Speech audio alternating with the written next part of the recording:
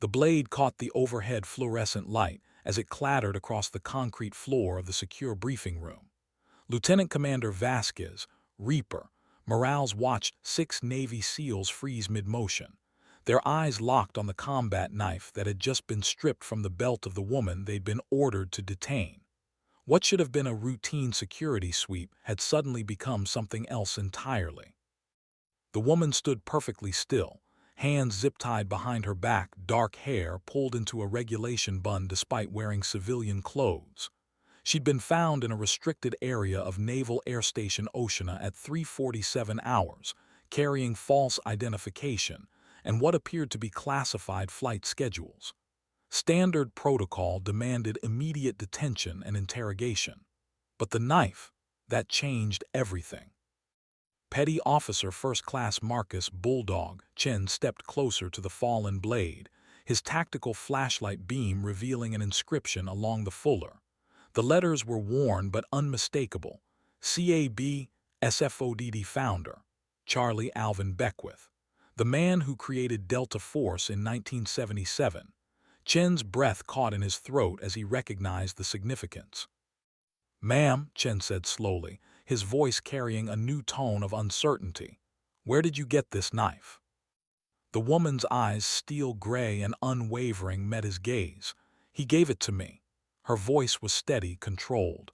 23 years ago, said I'd earned it." Reaper stepped forward, studying the woman more carefully. Mid-40s, athletic build, small scar above her left eyebrow. Something about her posture, the way she held herself even restrained, spoke of military training. But there was something else, a quiet confidence that suggested she wasn't intimidated by being surrounded by 6 elite operators. "Name and rank," Reaper demanded. "Civilian contractor," she replied calmly. "But if you really want to know who I am, check the knife's serial number against Pentagon records. File designation November 77 Kilo. The briefing room fell silent except for the hum of air conditioning. Chen crouched beside the knife, careful not to touch it, squinting at microscopic numbers etched near the crossguard. The woman watched him work, her expression unreadable. "Boss," Chen said quietly, "we might have a problem." Outside, dawn was breaking over the Virginia coast. FA-18 Super Hornets sat silent on the tarmac, their engines cold, waiting for pilots who wouldn't come. The woman they detained was supposed to be just another security breach, another potential threat to neutralize. But Charlie Beckwith didn't give his personal combat knife to just anyone. And according to every protocol manual in existence, that particular knife was supposed to be secured in a display case at Fort Bragg. So who was this woman, and why was she carrying a piece of special operations history? The morning briefing at Oceana had been routine until the security alert came through. 6 SEALs from DEVGRU had been conducting training exercises when base security reported an unauthorized individual in the flight operations building. What they expected to find was maybe a lost contractor or confused maintenance worker. What they found instead was a woman who moved like a predator and carried herself like she owned the place. The detention had gone smoothly enough. Too smoothly, Chen was beginning to realize. She hadn't resisted, hadn't tried to run or fight, just stood there with her hands visible while they secured her, never breaking eye contact, never showing fear. That should have been their first clue something wasn't right. Now, staring at Beckwith's knife, Chen felt the pieces of a larger puzzle shifting in his mind. The woman's tactical awareness, her calm demeanor under pressure, the way she'd positioned herself during the takedown to make their job easier while maintaining her own safety. This wasn't random. "Reaper," Petty Officer Second Class James Ghost Rodriguez whispered from his position by the door. "We've got company. Base commanders en route with a full security detail." The woman smiled for the first time since they'd brought her in. It wasn't a pleasant expression. "You might want to make that call to Pentagon records soon, Commander, before this gets complicated." Reaper's jaw tightened. In 12 years of special operations, he'd learned to trust his instincts. Right now, Every instinct was screaming that they'd walked into something far bigger than a simple security breach. The knife was authentic, he could tell from the craftsmanship and aging. But authentication would take hours, and they had minutes before this situation escalated beyond their control. The sound of heavy boots echoed in the corridor outside. Multiple sets, moving with purpose. Chen straightened, his hand instinctively moving toward his sidearm before stopping. Whatever was about to happen, drawing weapons wouldn't improve their situation. "Ma'am," Reaper said carefully, "I'm going to ask you one more time. Who are you and what are you doing here?" She tilted her head slightly, considering him. "Call sign Spectre," she said quietly. "Formerly Major Elena Vasquez Cross, 160th Special Operations Aviation Regiment. Currently, I'm here to save your mission." The briefing room door opened with a sharp metallic click. Captain Patricia Morrison, Oceana's base commander, stepped inside followed by 4 Marines in full battle gear. Her expression was thunderous as she surveyed the scene. 6 SEALs standing around a zip-tied woman, a combat knife on the floor, and what appeared to be a serious breach of protocol. "Gentlemen," Morrison said icily, "someone want to explain why you're holding a Pentagon consultant without proper authorization?" The words hit the room like a flashbang grenade. Pentagon consultant. Chen felt his stomach drop as the implication sank in. They detained a friendly asset, possibly compromising whatever operation she was supporting. Worse, they'd done it without following proper channels, which meant careers were about to end. But Spectre Elena wasn't looking at Morrison. Her attention was fixed on something beyond the base commander, something that made her expression shift from calm confidence to sharp alertness. Chen followed her gaze and saw them. 3 men in civilian suits standing in the corridor, earpieces visible, hands positioned for quick weapon access. "Cut her loose," Elena said quietly. "Now." Morrison's eyebrows shot up. "Excuse me, you're hardly in a position to give orders." "Actually," Elena replied, her voice carrying new urgency, "I am. Check your secure communications. Priority Alpha message from JSOC, authenticated 15 minutes ago. And Commander Morales," she looked directly at Reaper, "you're going to want to arm your team. Those aren't Pentagon security outside." The subtle shift in Elena's posture was unmistakable to anyone with combat experience. She'd identified a threat, assessed the tactical situation, and was preparing to act. The problem was, she was still zip-tied and surrounded by confused operators who didn't know if she was friend or foe. Morrison's radio crackled to life. "Base command, this is communications. Priority message for your eyes only, ma'am. Immediate authentication required." Chen stepped forward without waiting for orders and cut Elena's restraints with his tactical knife. She rolled her shoulders once, flexing circulation back into her hands, then moved to retrieve Beckwith's blade from the floor. The motion was fluid, practiced, speaking of years handling weapons under pressure.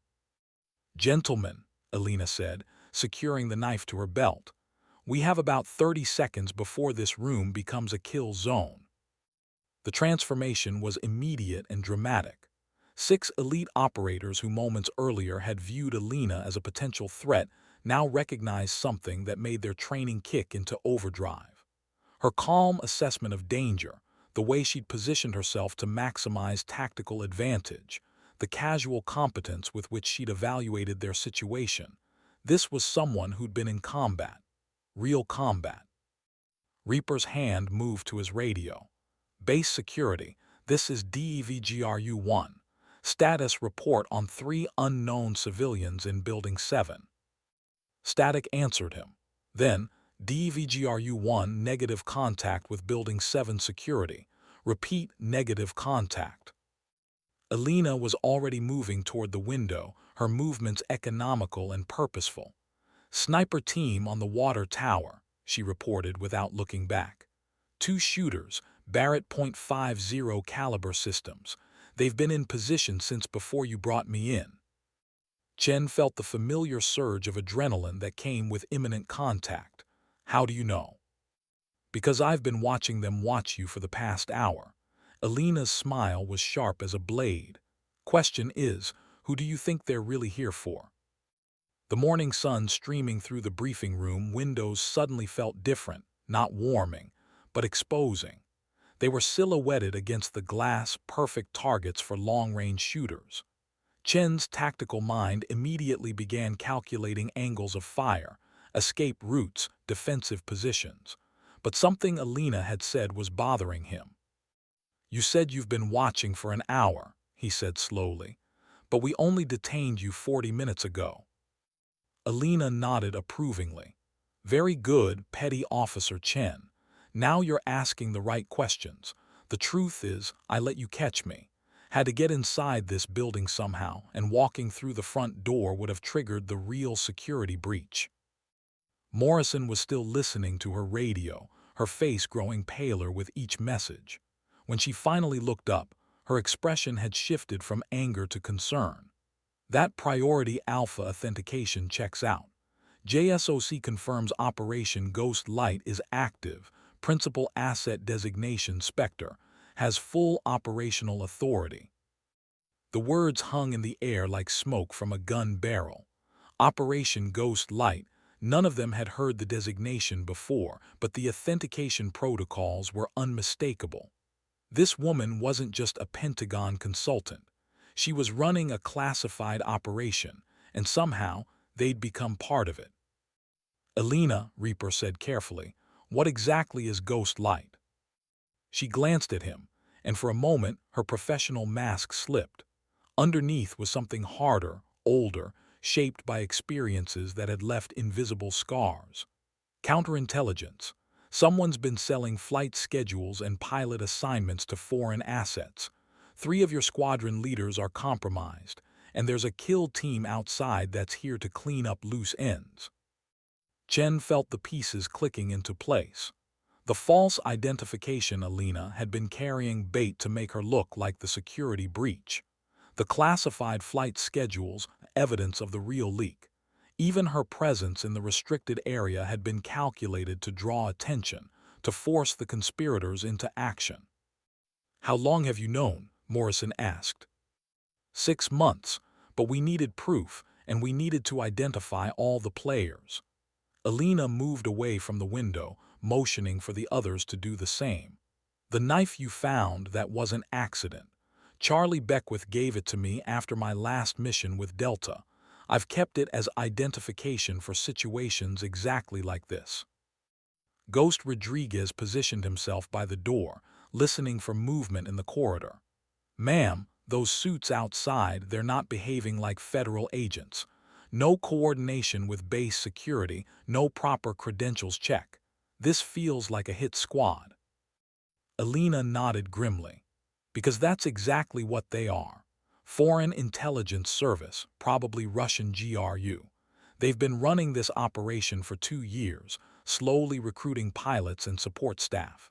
Today was supposed to be their extraction, steal the remaining classified materials, and eliminate the security consultant who got too close." The radio in Morrison's hand crackled again. "Base Command, we have reports of armed individuals in the parking structure. Security teams are not responding to radio calls." Alina checked her watch, a battered Luminox that had seen hard use. "We've got maybe 10 minutes before they realize their inside assets have been compromised. After that, they'll switch to direct action and try to fight their way out." Reaper was already thinking tactically. 6 SEALs, 1 base commander, and 1 intelligence operative against an unknown number of hostile actors with unknown capabilities. The smart play would be to call for backup and wait for overwhelming force. But if Alina was right about the timeline, backup might not arrive in time to prevent the enemy from escaping with critical intelligence.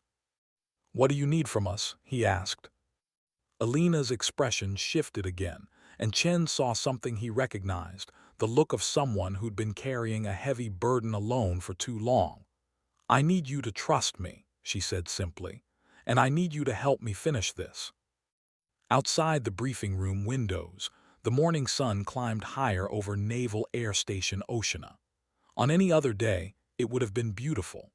Today, it felt like a countdown timer, marking the minutes until violence erupted across a facility that was supposed to be one of the most secure installations on the East Coast.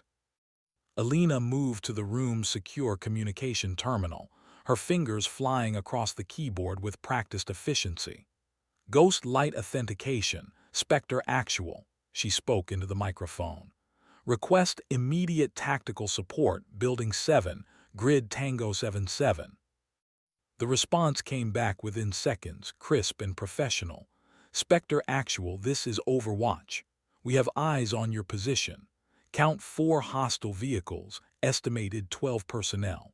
Sniper team confirmed on Water Tower, additional assets moving to surround your building. Chen exchanged glances with his teammates.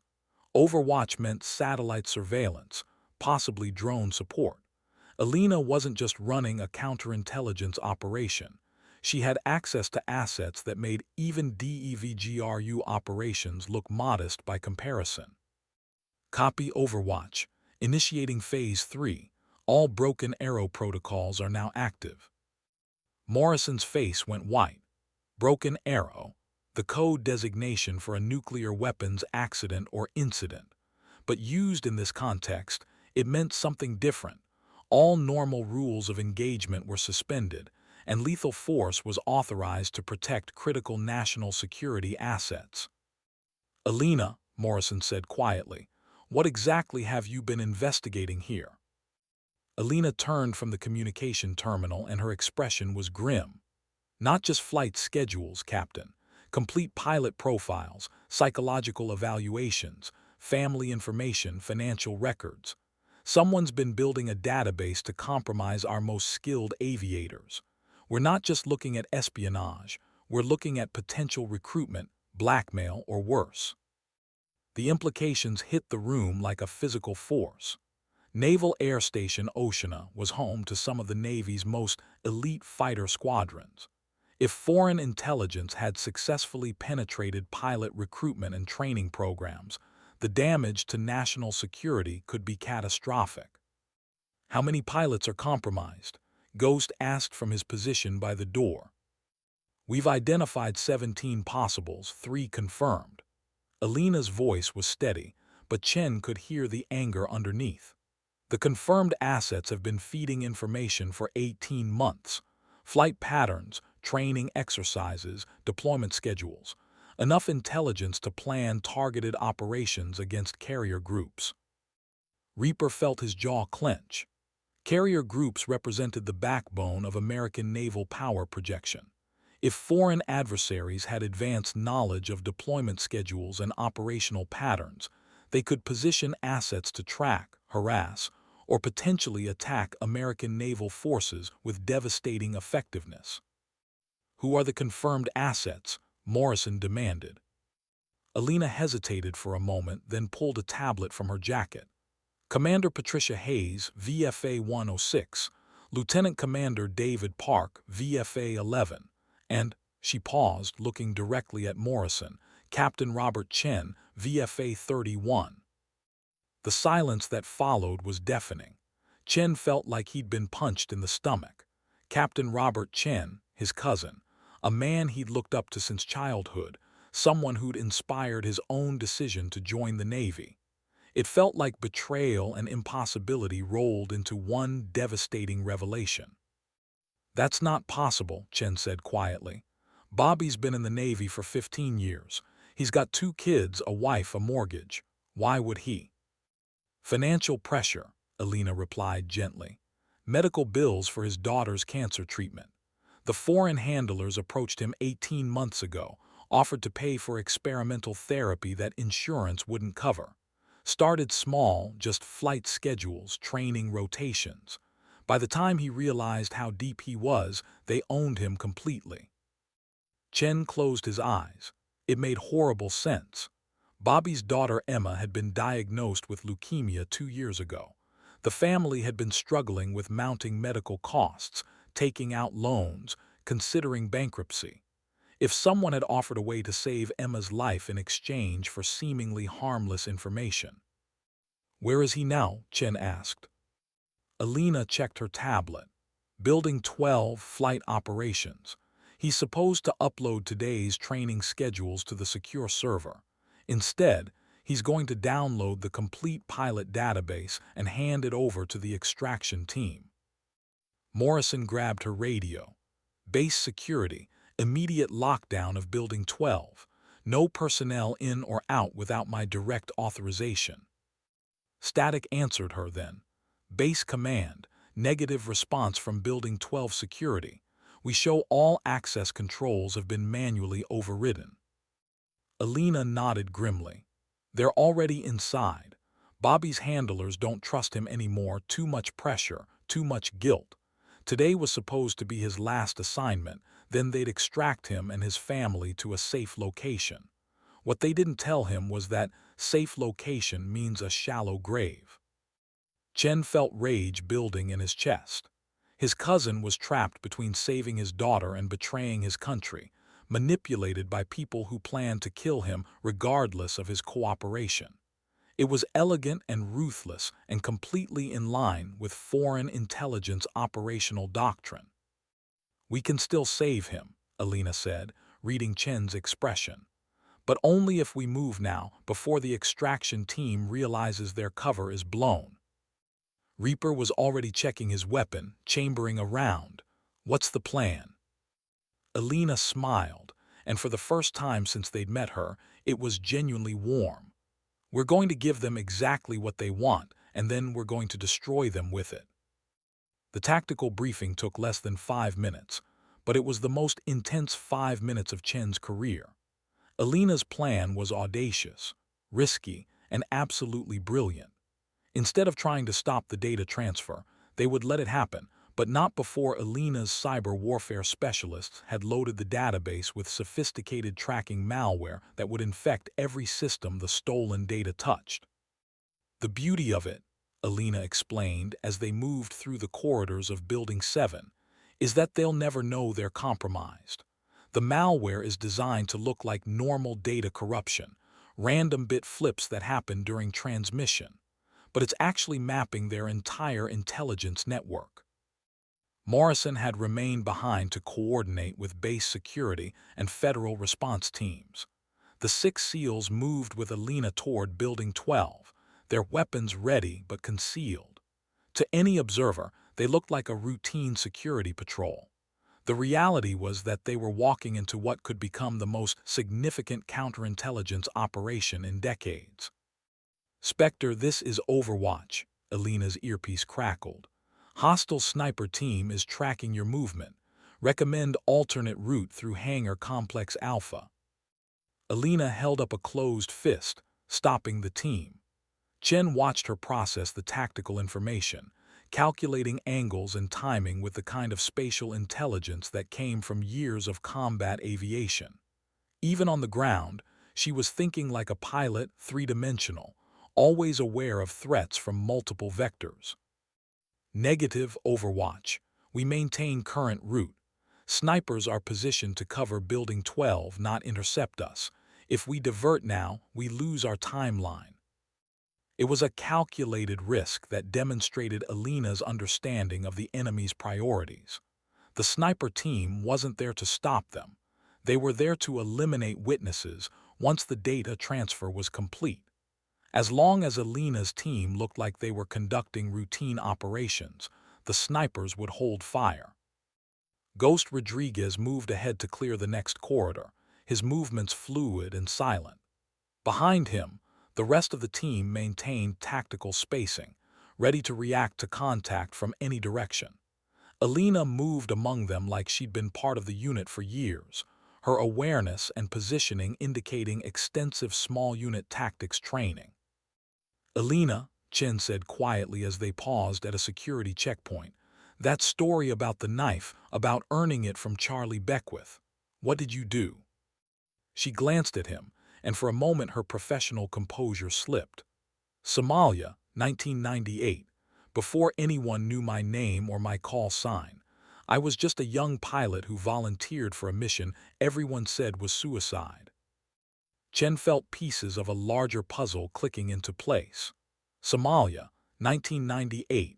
That would have been during the aftermath of the Black Hawk Down incident, when Special Operations was still reeling from the tactical lessons learned in Mogadishu. Any mission deemed suicidal in that environment would have been truly desperate. What kind of mission? Deep reconnaissance. Intel suggested American prisoners were being held in a compound near the Ethiopian border. The area was too hot for ground teams, too dangerous for conventional aircraft. But a single helicopter, flying low and fast with minimal support. She shrugged. Sometimes the impossible is just another word for necessary. Reaper had stopped to listen, his expression thoughtful. Did you find them? Found them. Extracted 3 CIA operatives who'd been missing for 6 months. Charlie was waiting when we landed at the forward operating base. Said anyone crazy enough to fly solo into that kind of hell had earned the right to carry his blade. The security checkpoint ahead showed green lights, no alerts, no lockdown protocols active, which meant either base security hadn't received Morrison's orders or someone with higher access was overriding the lockdown commands. Alina's expression tightened as she processed the implications. Overwatch, this is Spectre. Building 12 security systems show normal status. Confirm override authority. Spectre, negative. No override commands detected. Building 12 lockdown should be active. Alina cursed softly in Spanish, then switched to tactical frequency. All units, we have a problem. Someone with administrator access is manipulating base security systems. Lockdown has been neutralized. Chen felt his stomach drop. Administrator access meant someone with the highest level of security clearance was actively supporting the hostile operation. The conspiracy wasn't limited to compromised pilots. It reached into the command structure itself. How high does this go? Reaper asked. High enough to override base security protocols in real time. Alina checked her tablet, scrolling through access logs with practiced efficiency, but not high enough to access ghost light communications. Whoever's helping them doesn't know we're coming. They reached the final corridor before Building 12. Through reinforced windows, Chen could see the Flight Operations Center, banks of computers, secure communication terminals, and digital displays showing the status of every aircraft on base. Somewhere in that facility, his cousin was making the worst decision of his life, trapped between impossible choices and manipulated by people who planned to kill him regardless. Rules of engagement, Ghost asked. Alina's expression was stone. Preserve the asset if possible, but the mission comes first. If we can't save Bobby Chen, we make sure he doesn't take American pilots down with him. It was the kind of cold calculation that defined special operations. People were expendable, but national security was not. Chen understood the logic even as it tore at his heart. If his cousin couldn't be saved, at least his death might prevent other families from suffering the same loss. Contact, Rodriguez whispered from his forward position. 2 guards, civilian clothes, armed with suppressed weapons, professional positioning. Alina moved up to observe the guards herself. Russian Spetsnaz, she confirmed after a moment. See the way they're positioned.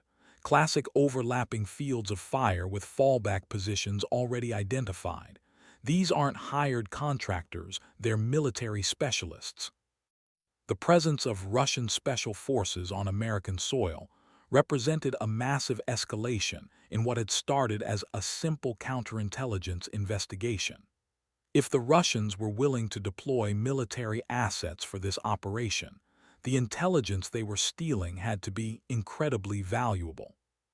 New plan, Alina said quietly. Chen, Rodriguez, you're with me. We go in soft, try to get to Bobby before the shooting starts. Reaper, take the others and establish overwatch positions. When this goes sideways, I want covering fire from multiple angles. Chen checked his weapon one last time, then looked at Alina. You really think we can save him?" Her smile was sad but determined. "Petty Officer Chen, I didn't fly into hell in Somalia to give up on American servicemen now. Your cousin made a mistake, but he's still one of ours. We bring him home." The words carried weight that went beyond the immediate tactical situation. Alina's reputation, her call sign, Spectre, her access to resources that made classified operations possible, all of it was built on the foundation of never leaving people behind, even when those people had made catastrophic errors in judgment. They moved toward Building 12 like shadows, three operators who had trained for scenarios exactly like this. But as they approached the entrance, Chen couldn't shake the feeling that they were walking into something much larger and more dangerous than any of them had imagined. Inside Building 12, Captain Robert Chen sat at a secure terminal, his hands shaking as he initiated the download sequence that would destroy his career, his reputation, and possibly his life. The Russian operative standing behind him, a man who called himself Victor, watched with cold professional interest as gigabytes of classified data began transferring to an encrypted drive. "How much longer?" Victor asked in accented English. 10 minutes, Bobby replied without looking up. "Maybe 15. The security protocols are designed to prevent exactly this kind of access." Victor nodded, then spoke quietly into a radio in rapid Russian. Bobby didn't understand the words, but he recognized the tone: final preparations, last-minute confirmations, the kind of communication that preceded violence. Through the reinforced windows of the operations center, Bobby could see the morning sun climbing over the airfield. FA-18 Super Hornets sat ready for the day's training missions, their pilots unaware that their personal information, their tactical preferences, their psychological profiles were being stolen by foreign intelligence. The guilt was eating him alive, but Emma's face kept appearing in his mind, pale and tired from chemotherapy, but still smiling when he read her bedtime stories. "After this," Bobby said quietly, "my family is safe, right? You'll take us somewhere they can't find us." Victor's smile was cold as winter in Moscow. "Of course, Captain. Your family will be perfectly safe." The lie was obvious to anyone trained in operational security, but desperation had a way of making people believe what they needed to hear. Bobby Chen was a good pilot, a loyal officer, and a loving father, but he was also a man watching his daughter die while insurance companies denied experimental treatments that might save her life. When Victor had approached him 18 months ago, offering enough money to pay for Emma's therapy, Bobby had told himself it was just flight schedules, nothing that could really hurt anyone. Now, staring at the classified database downloading onto an encrypted drive, Bobby knew he'd been lying to himself. This wasn't about helping a sick child. This was about betraying every pilot who'd ever trusted him, every mission he'd ever flown, every oath he'd ever taken. "Victor," Bobby said slowly, "what happens to me after the transfer is complete?" The Russian operative's hand moved almost imperceptibly toward his concealed weapon. "You'll be debriefed, relocated, given a new identity. Standard procedure for valuable assets." Another lie, delivered with the same cold professionalism. Bobby had been around intelligence operations long enough to recognize termination protocols when he heard them. He was a loose end that would be tied off as soon as he was no longer useful. The realization should have been terrifying, but instead Bobby felt a strange sense of relief. For 18 months, he'd been living with the guilt of betraying his country and the fear of being caught.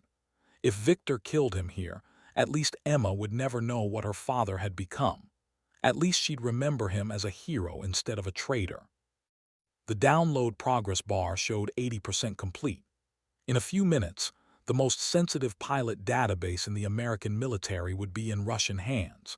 Flight training records, psychological evaluations, family information, financial data, medical histories, everything needed to identify, approach, and potentially recruit or blackmail the next generation of American naval aviators. "Captain Chen," Victor said softly, "you should know that your cousin Marcus is currently in Building 7 with the woman who's been investigating this operation." Bobby's blood went cold. Marcus, little Marcus who'd looked up to him since childhood, who joined the Navy because Bobby had made it look heroic and noble. If Marcus was involved in the investigation, if he discovered what Bobby had done. "He doesn't know," Bobby said quickly. "Marcus doesn't know anything about this." "Perhaps not yet. But when this database disappears, when the investigation focuses on how it was accessed, how long do you think it will take them to trace the activity to your access codes?" Victor was right and Bobby knew it. Every keystroke was logged, every access recorded and timestamped. Within hours of the theft being discovered, investigators would know exactly who had downloaded the database and when. Marcus would have to live with the knowledge that his hero, his inspiration for joining the military, had been a traitor. The download completed with a soft chime. Victor removed the encrypted drive and secured it in a lead-lined case designed to prevent electronic tracking. "Thank you for your cooperation, Captain. Your service to the Russian Federation will be remembered." Bobby closed his eyes as Victor's hand moved toward his weapon. At least it would be quick. At least Emma would never know. The first gunshot came from outside the building. Alina heard the shot as she reached the main entrance to Building 12, a suppressed rifle round that meant the Overwatch teams had made contact. Her radio crackled immediately. "Spectre, this is Reaper. Sniper on the water tower is down, but we've got movement from multiple positions. They know we're here." "Copy, execute Phase 4. Alina turned to Chen and Rodriguez. "Soft approach is blown. We go in hard and fast." Chen felt the familiar surge of adrenaline that came with imminent combat. Everything moved slower, clearer, more precise. The door to Building 12 was reinforced steel with electronic locks, but Alina produced a device that looked like a smartphone and pressed it against the access panel. 5 seconds later, the locks disengaged with a soft click. "JSOC standard issue," she explained quietly. "Opens anything short of a bank vault." They moved through the entrance in textbook formation, Alina on point, Chen covering left, Rodriguez covering right. The building's interior was sterile and functional, all clean lines and government-issued furniture. But Chen could smell something that made his combat instincts flare. The distinctive scent of gun oil and nervous sweat that meant armed people under stress. The Flight Operations Center was on the second floor, accessible by stairs or elevator. Alina motioned toward the stairs, quieter, more tactically defensible, harder for enemies to predict their approach timing.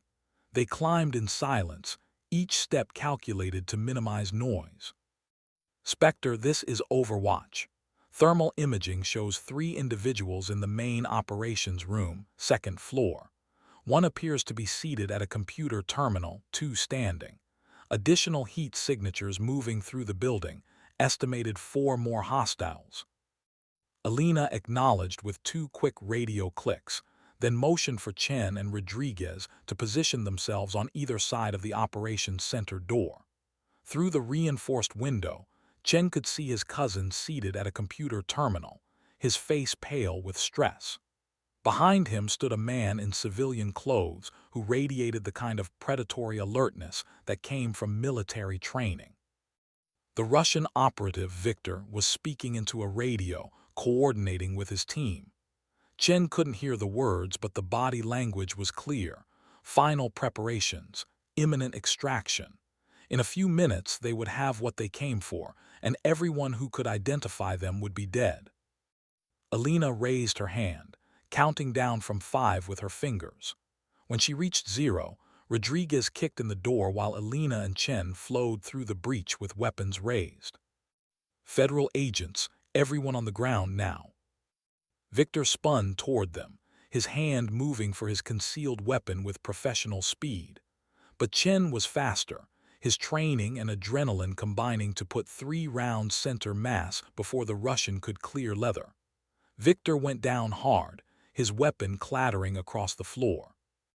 Bobby Chen sat frozen at the computer terminal, his hands raised, his face cycling through shock, relief, and terror.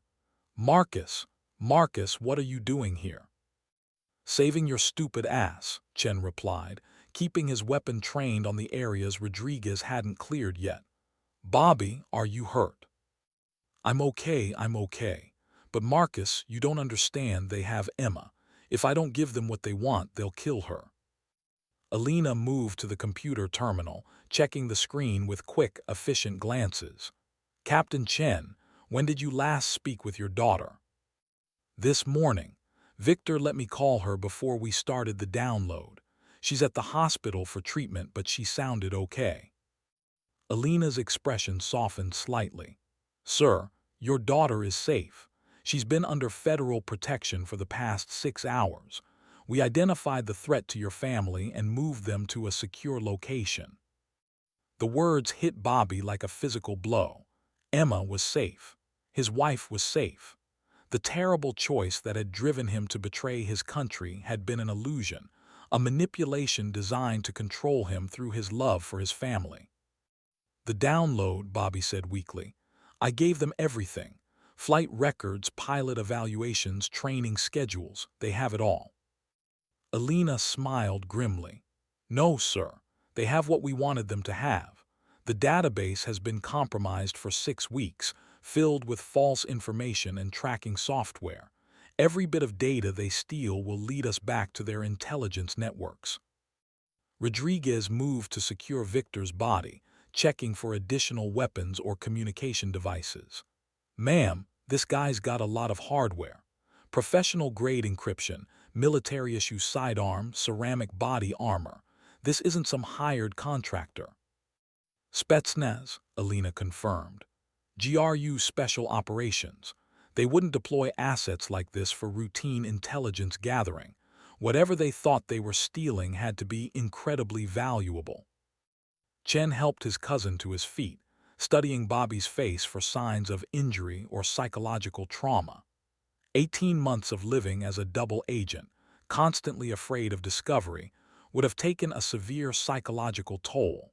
But Bobby seemed more relieved than damaged, as if an enormous weight had been lifted from his shoulders. Marcus, Bobby said quietly, I'm sorry. I know what this looks like, what I've done, but Emma. I understand, Chen replied. We'll sort it out later. Right now, we need to get you out of here. Alina was monitoring radio traffic, coordinating with the teams that were systematically eliminating the Russian extraction force. The operation that had started as a counterintelligence investigation was rapidly becoming a full-scale combat engagement on American soil. Spectre, this is Overwatch. We count 8 hostile down, 3 still active. There.